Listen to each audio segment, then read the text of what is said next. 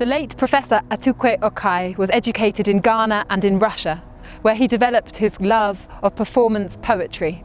This was the mode of African poetry, not the sombre poetry that was introduced by the colonial masters. Okai believed that as an artist you must first question why you want to become an artist, and that artists are the custodians of the people's collective memory.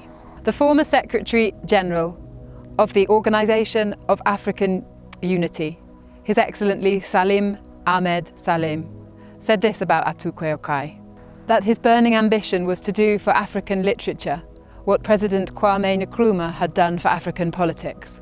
Atukwei Okai was born in Accra, Ghana in 1941 and died in Accra in 2018. He was a poet, cultural activist and academic.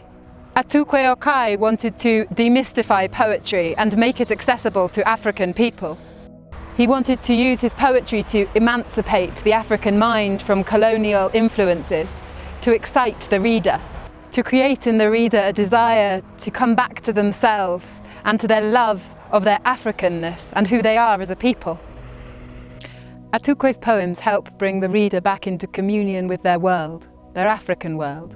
The effect should be for you to become a walking question mark, for you to reflect on yourself and on your society, for you to ask yourself, do I know who I am?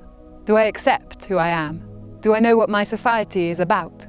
He sought to be, and he succeeded in being, the first major African poet to break away from the colonial way of poetry, so that the African masters came to love it, they came to embrace it. He developed what he called an anti-palanquinity consciousness. He included a lot of music in his performances. He used onomatopoeia, assonance and alliteration to create effects that would have people sitting up. He used unusual word combinations to create new sounds.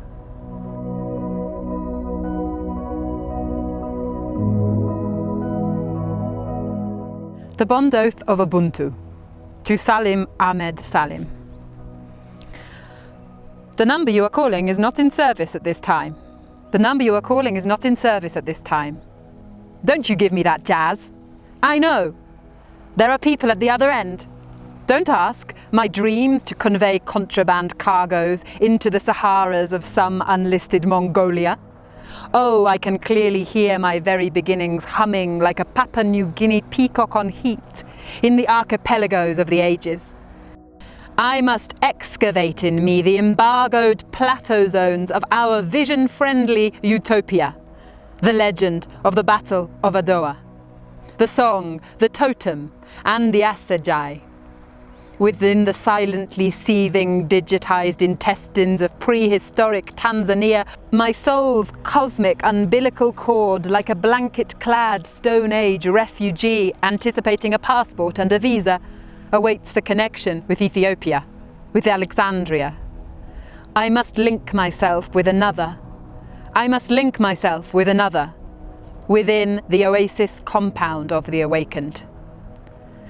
The Lalibela temple stands sentry over the shimmering threshold of the 21st century.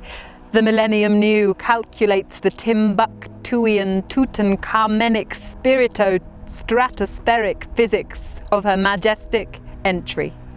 Upon the Table Mountain, inscribe on the other side of the Rosetta Stone the classified spiritual inventory of man, woman, and humanity.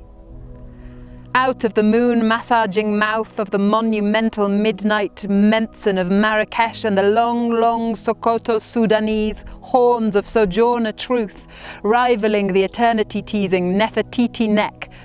From within the savannah-seducing, anthill-saluting vocal cords of the Kalahari xylophone, from within the kola-nut custodian calabash of the Kora of Mount Kilimanjaro, from the inside of the forest diviner depths, of the Obintin Obonu dreams of Mansi Taki Tawia and Chakara Zulu, and the Balafong of the Futa Jalon River, Congo.